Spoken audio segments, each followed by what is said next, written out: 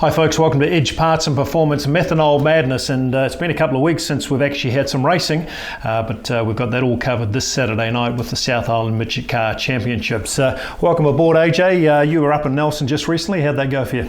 Yeah, good weekend up there. You know, great to get some dust in the eyes and some methanol fumes up the nose, and great to be back here. Yeah, good to see the War of the Wings having another round of their series. And Louise Smith, welcome to the show. Louise, you were also up in Nelson. How did the quarter midgets go for you? Yeah, it was a really good night of racing. The sprint cars certainly put the dust on, but it was great for the quarter midgets. Well, look, to get the show started, we'll get straight into Crash of the Week, and this crash comes from the New Zealand Sprint Car title.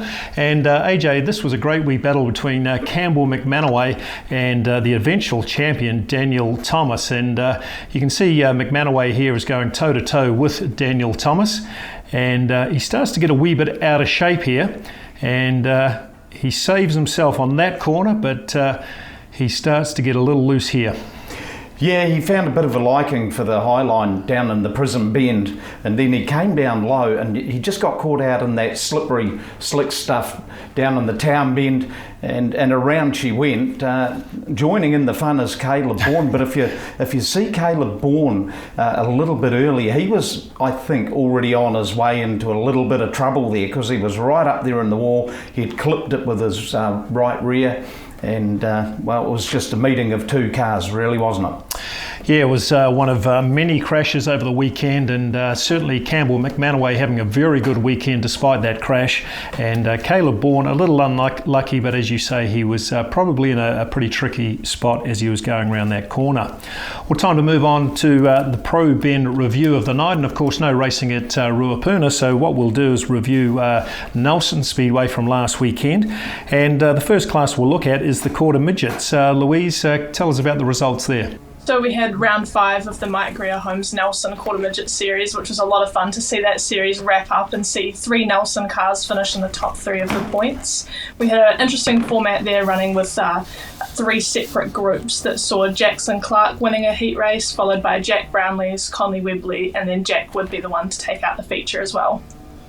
Yeah, that's good to see Jack Brownlee's taking out another feature. He's very consistent up there. The notable drive for me is Conley Webley. He's very quick, he's very fast, and I think his day will come when he takes out a feature race. The next class we'll look at, and we'll come back to you, Louise, is the TQs, and of course it was 1NZ Aaron Humble taking on some of the South Islanders. What did you make of the racing? I thought that the racing between Aaron Humble, Dylan Bensman and Morgan Frost was some of the best TQ racing that I've seen in a really long time, so I'm looking forward to seeing more of that over the coming weeks. Good stuff. And the modified sprints travelled up to Nelson. AJ, not sure if you caught some of that, but it was Craig Cox taking out the feature race there from Jaden Fraser, travelling all the way from Invercargill. That's a long haul for him. And our local lad Brett Booth taking out third place. Good to see the modified sprints up at Nelson. Yeah, and there were a lot of comments from people up there about the speed of them and the noise that the modified sprints made. Coxie was just a standard Craig Cox job. It was win it or bin it sort of thing. Fraser, again, really, really impressed. Well, the next class we'll look at is the sprint cars, and of course it was a round of the War of the Wings, and good to see Matthew Levisage defending his 3NZ title. That's how you want to do it if you've got a number on your car, isn't it? Yeah, and Matthew's tried a few times on and off through the years to get a Hydrolink War of the Wings feature win, and he got it. To be fair, Connor Rangi was probably the star performer of the night, and you know, something went wrong somewhere when the guy who was running second spins and then gets hit by the guy who was leading the race on the next lap because there's no lights. If we have a quick look at this, AJ, and speaking with Mike Glover, who was the referee on the night, Mike explained to me it was so dark in that corner he couldn't see Jaden Dodge spun around, and of course it was Connor Rangi who just ripped into him and put himself out of the feature race when he was about to have a podium. The perfect storm. It was really dusty, and the lighting up there, wasn't particularly great. Yeah. I was up in the tower too, so we barely saw it. Well, look, AJ, you might want to give us an update on the points here. I know most of us will remember Joel Myers Jr. winning 3 races in a row for a maximum of 300 points, but he wasn't there. Of course, he's back in America. But there is a couple of standouts coming through the points table. Yeah, Jacob McIntyre, he's been a real model of consistency all season long, and he's now got his big old hands around the throat of the points score. Joel Myers is coming back, and so he really had to capitalise on that one. Caleb Bourne, he's always consistent. He's sitting there in 3rd. Jaden Dodge in 4th. Bourne's not doing Invercargill or Cromwell, and so his title chances are just right out the window anyway. McIntyre, I think he only really needs to stay consistent, and he's going to be right. But he's one bad meeting away from being 3rd or 4th in the points. Jaden Dodge, I think, is the guy that's starting to really look good. Hey, it's a great series. We're seeing plenty of people having their chance of winning, and for me, Jacob McIntyre is a real dark horse rising up. He was only a rookie last year, I think it was, and his driving style's really changed, hasn't it? He was a real throttle man or a gas man, and he seems to have calmed things down a wee bit and just getting consistent placings now. Sometimes you've got to go slower to go faster, and that was the thing. Like last year, it was popping wheelies all the time and so on. He's had a lot of luck this time round. Most of the other big contenders have been caught up in accidents or so on, but you do make your own luck as well. And McIntyre is really impressed. He didn't have a really good run at the Nationals, which is a bit of a shame, but they've really focused on the Hydrolink War of the Wings. Yeah. Well, look, you did allude to Joel Myers Jr. coming back to New Zealand. Perhaps you might want to tell us about that. It'll be great to see the young fellow who's registered to Ruapuna return and defend some of those points that he's made up in the War of the Wings. But what's his situation? Okay, he's going back up to California. Run some early season stuff, and the weather up there isn't looking particularly good, unfortunately, but he's going to come back. He'll be back in the South Island in time to run the War of the Wings at Riverside on the 25th, Ruapuna on the 1st, the Gold Cup the weekend after, and may even still be around for Easter. So, Joel Myers, he loves it here, and his connections up in the States are more than happy for him to be here. And of course, just a massive ups to Dan Anderson and Doug Rutz, who have really pioneered this whole deal. Yeah, look, I think we can look back over the last few years and just see how good these American imports have actually been. We all know how good Buddy Coforth was. Joel Myers Jr. certainly has his own fan base at the moment. Didn't do so well in the New Zealand title, but was thereabouts. Made a highlight when he took Matt Honeywell out, of course, but their fans were either, they weren't sure if they loved him or hated him that night, but it was good to see him performing. But it would be really good to get Joel Myers Jr. back, and hopefully he has a good run.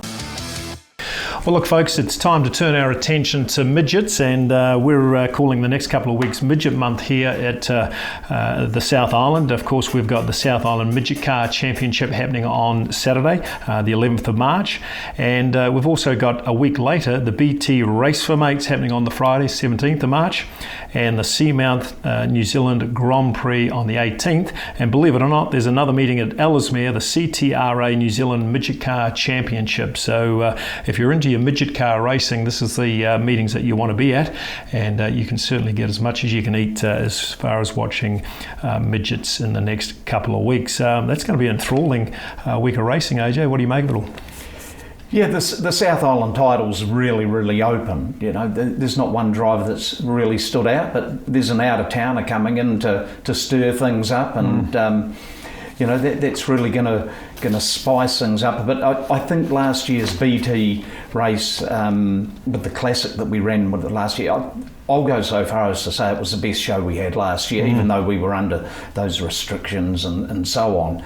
It was stunning, and it actually reminded a lot of people how good top class midget car racing is. We do get fed a lot of sprint car racing.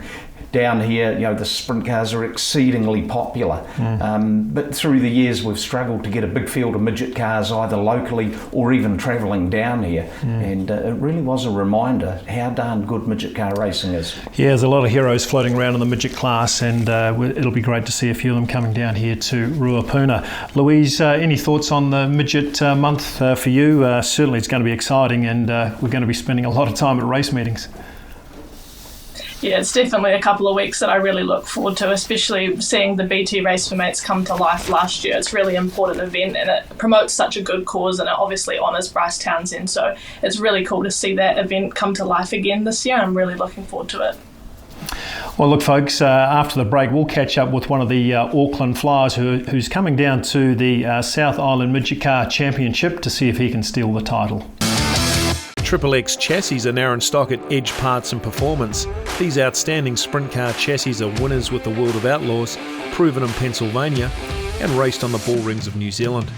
Edge Parts and Performance, proud stockists of racer-inspired, race-proven XXX chassis and race components. The team at Edge Parts and Performance have got safety covered. They're proud stockists of Simpson safety products, helmets, head and neck restraints, harnesses, racing suits, gloves, shoes and more. Simpson safety products provide an unparalleled level of comfort, performance and protection. Come and check out their new range of Simpson suits, lightweight 2-layer SFI approved suits that offers flexibility and functionality all in one. They've also got the Red Devil carbon fibre lightweight racing helmet in stock. Well, plenty of stock going out of Edge Parts and Performance. It's a great place to get all your spares and sprint car, midget car supplies. Well, look, folks, we promised a North Island Flyer to come on the show, and we're now joined by the 3NZ midget car driver, Max Guildford. Max, welcome to the show. Yeah, thanks for having me. I love coming down to the South Island, so it's great to be back down here. Now tell us, you're the only North Islander to come a little earlier before the BT for Mates and the Seamount Midget Car Grand Prix. What's your thinking of coming down early? I mean, we get 2 weekends and we get 4 nights. So, I mean, it's kind of a no-brainer for us. We've had some success down there this year, and we really enjoy coming down to Ruapuna and supporting those guys with their midgets. They seem to struggle with dwindling numbers at the minute, so the more we can prop those up, the better for them. And I know there's some other Aucklanders that wanted to come down, but they got restraints with the Midas series, so unfortunately they can't be here, and ferries at the minute with all of those problems and everything going on. So yeah, hopefully they can get down next week. Well, you're a bit of a free agent with that Midas series, and there's a bit of controversy about that. Tell us what your viewpoint is.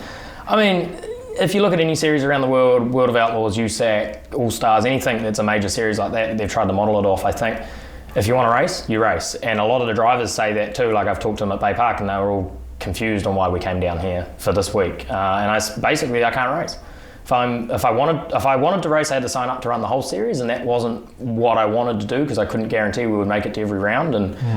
And it sucks that midget racing's kind of come that way, because they think, or John thinks they don't struggle with numbers, but you talk to the guys, and I think, there's only 4 or 5 guys that are in contention every night to win, and 3 or 4 years ago there was 10 guys that could win every night, and we used to have internationals, and I get that's changed with COVID and all, but it'd be cool to try to get midgets back to that point.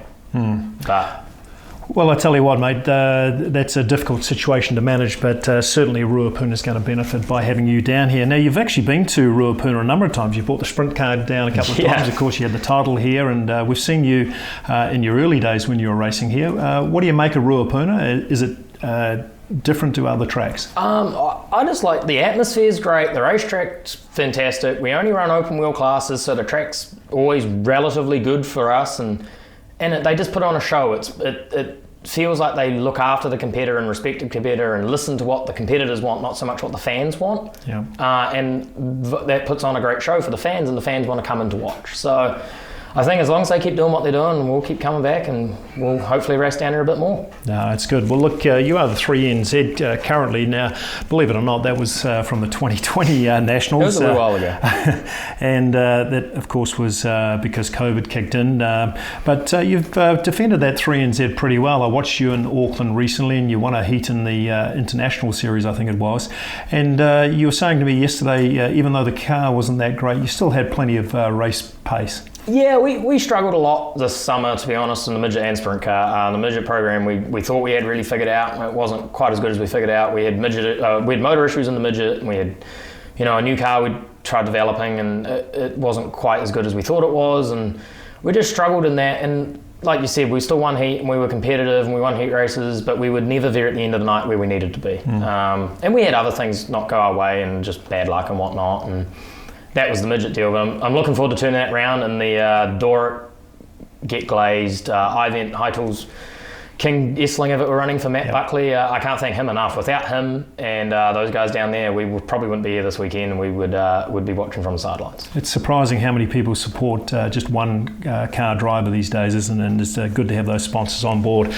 Max, I can't let you get away before we talk about your feature win where you tipped it up after the chicken flag.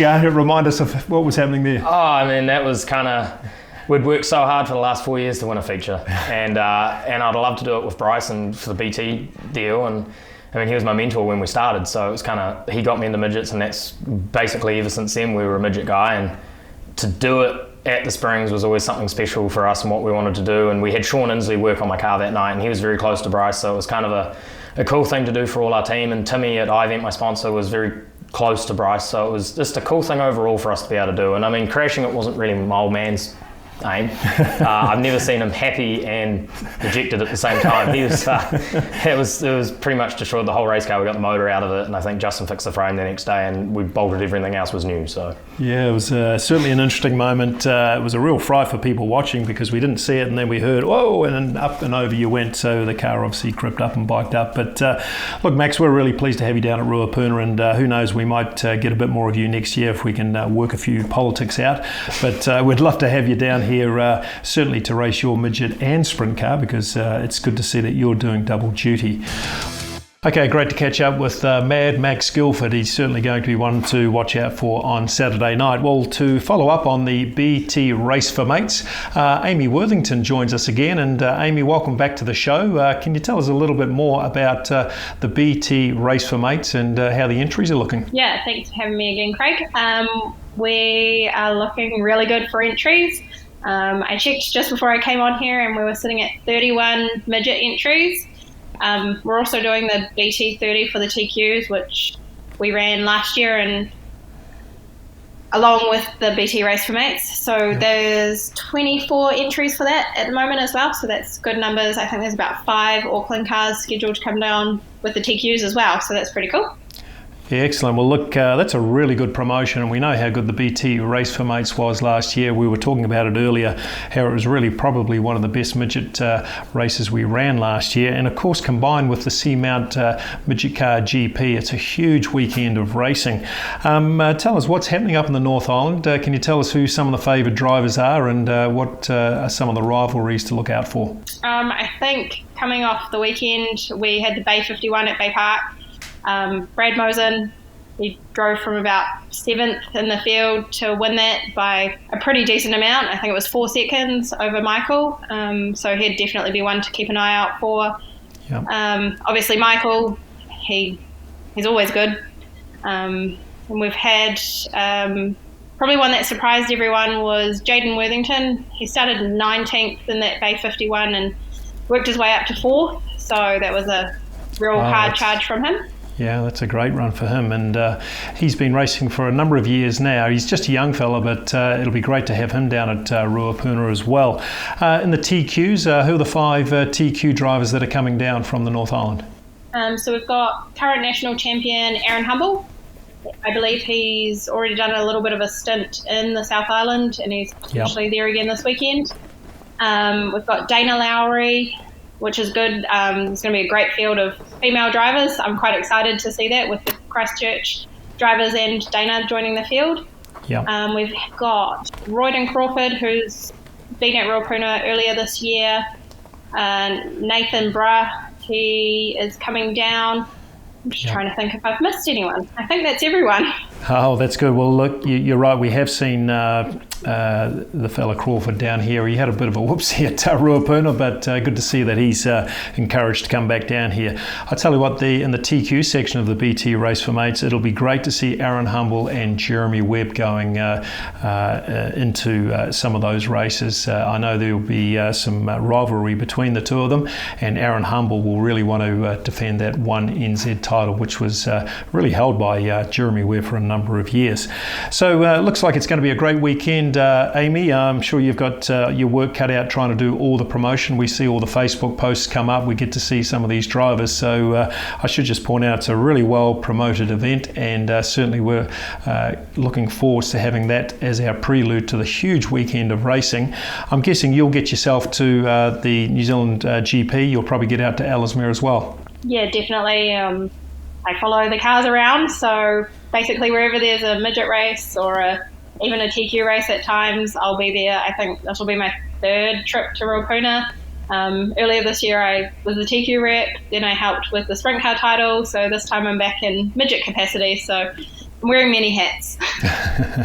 Well, it's certainly in the blood, and you've got the name to support all the efforts that you put in. Look, thanks again, Amy, for joining the show. We'll catch up with you on the weekend of racing, and hopefully it's a good result for you, your brother, and just the whole series overall. Well, AJ will be busy at Ruapuna, but with a bit of luck, we'll get to see some of the racing on Sunday at Ellesmere.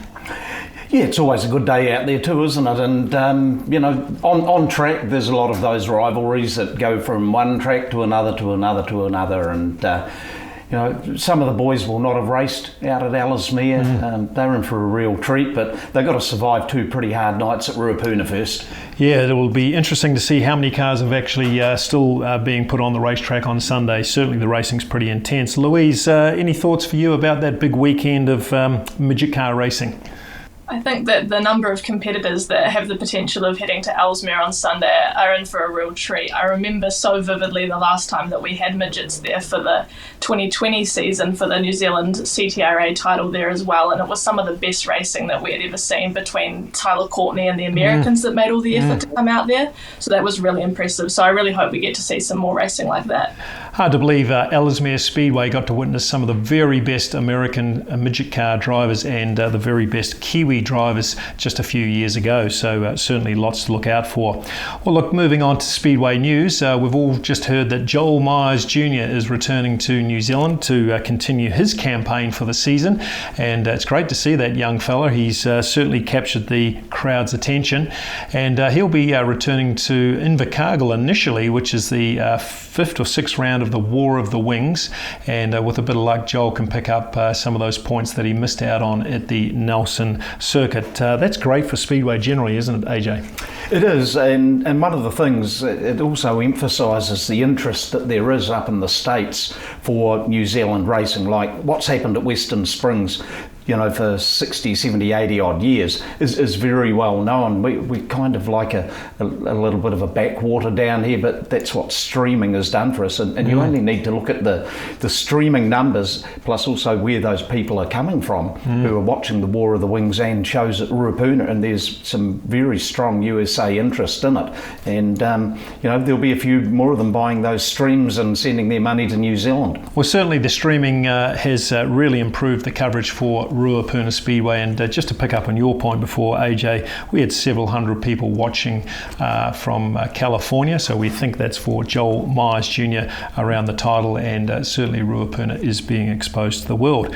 Well, look folks, there was plenty of famous people at Ruapuna on New Zealand Sprint Car title night, and I managed to catch up with a crew chief man from California, Doug Rutz. He's been connected to Buddy Kofod and Joel Myers Jr. Let's have a look at see what he had to say. Well, folks, pretty special guest down here at Ruapuna tonight is Doug Ruetz. And Doug, you've been associated with some pretty good sprint car drivers over the years, but currently you're looking after Joel Myers Jr.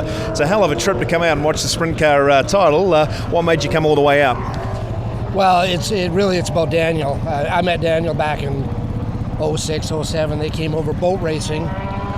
My motor builder, Jim Richmond, built motors for them, and that's how we all got tangled up. And so we formed that friendship, And this is how we've, here we are 15, 16, 17 years later. So Daniel Anderson is the connection to you over in California. Yes. And of course we remember Daniel bringing Buddy Guilford over a number of years ago, and you were the the chief engineer, I believe, for Buddy Guilford. So Buddy drove for us the year before. I think he was 14, 15 years old, right? You barely see over the dash, but you seen something special right away. And so he ran with us for about, that whole year. Then we brought him over here, and kind of the rest is history for Buddy. And but Joel's the same type of kid where they're the same, but they're different. But Joel, I just seen something special in Joel as well, and fun to work with. Works hard at his craft. Yeah. And just these kids, they live it. It's 24/7. That's all they do. That's all they think. Well, we did see the profile put together on one of the big stations over there in America, and certainly it was a good insight into Joel Meyer's upbringing and how it did have reflections of Buddy Guilford. What is your involvement with sprint car racing, and how long have you been around? So I started I've raced my whole life, and then with my oldest boy, we started racing mini sprints because it was kind of the first thing you could get. We started with quarter midgets, went to mini sprints, and then ended up at sprint cars. So that'd be early 2000s. And when my son got hurt, we just kind of walked away for a few years, and it's just part of you, and you slowly get reeled back in, and here we are. So I love it. It can be I love the sport, and at times I've really hated the sport because it can be real cruel. But yeah, this has been our life. So I know what you mean about the brutality of sprint car racing. You can certainly go from zero to hero, or hero to zero, I should say. But I'll tell you what's interesting. Both Buddy Guilford and Joel Myers Jr. Have expressed their pleasure in having you as a chief engineer. So you clearly know your stuff, man. Well, with both of them, we've kind of had early magic. We won some races, and they're just fun to be around. I take sprint car racing a lot differently than I used to. I come here to have fun. It's a social event. If it's not fun, I don't want to be involved with it. So it's the stress level probably for them is a lot lower with me. Yep. Just come and do our best, and at the end of the day, that's all you can do, right? So let me know, what can a good mechanic do for a up-and-coming sprint car driver? Look, we all know that you know how to set up a car, but what's the piece that they're talking about? Why do they like to work with you so much? I don't know. I think we have a really good handle on the race cars. I hate to say it, I don't want to jinx myself, but the race cars don't fall apart. Yeah. You cannot beat yourself. We've seen a lot of that this weekend where good guys in good cars, and next thing you're behind the 8 ball. I can read a racetrack pretty good. There's no real magic to this stuff. Just keep it simple, stupid, and watch the racetrack. Well, I'm going to remind you what Buddy Guilford said when you were way back in California. He said the relationship with Doug Ruetz and I is amazing. He just knows how to set the car up to my driving style. So that's pretty interesting and not easy to do for a young up-and-coming sprint car driver. Yeah, well, there's kids like Buddy and Joel, and my kid used to tell me, Dad, just get me close. And really, the good ones will carry it. They can make you look awful good. You know what I'm saying? And cheers to Buddy for saying that. But he's a special kid. Very lucky to have worked with him. And Joel's the same way. I feel blessed that I've been able to work with some of these kids. Okay, Doug, we'll move on to what's happening tonight, which is finals night for the New Zealand Sprint Car title. How does Joel go about his business to put himself in the best position tonight? Stay out of trouble. It's just got to stay out of trouble. We got to get to the feature. Yep. And I know it's about Joel and it's about Buddy, but actually I'm so proud of Daniel right now. Yep. Hanging in there top 10, 11th in points. This is a big deal. He's an old guy, Racing against these kids is not easy, so I'm super proud for Dan. He deserves it. And yeah, they just got to stay out of trouble. And then it's, I forget what the feature is, at 30 laps or whatever. Yeah, we seen that in Cromwell last weekend where, you know, Dan started at the back and ended up 4th or 5th overall. So, you know, it's been surprising the amount of carnage that's gone on here. But it's a New Zealand title, man. Everybody wants it, you know. But when you get guys like Pickens, Allard, there's 3 or 4 guys right now that have better speed than us. I'm not stupid. I can see what's going on. You just got to be smart and hang around, and hopefully we'll find our speed. I think we're getting better every time we hit the racetrack. Who knows, man? It's 30 laps. Well, I'll tell you what, folks, that's Doug Ruetz. We'll be watching this on Methanol Madness, and the result will already be known about the sprint car title. But at this stage, we really hope that Daniel and Joel Myers Jr. can do well.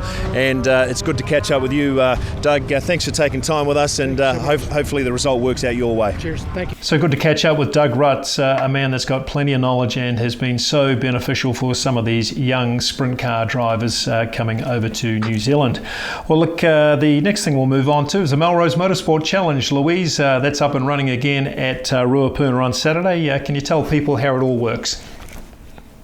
So it'd be really good to get that event back up and running. I know it's one that the young kids really enjoy getting involved in. We've got a post up on the Facebook page right now where people can enter into the draw to be one of 3 people that are going to be selected to run the kart around a track that we have set up on the infield before the meeting at Ruapuna this weekend.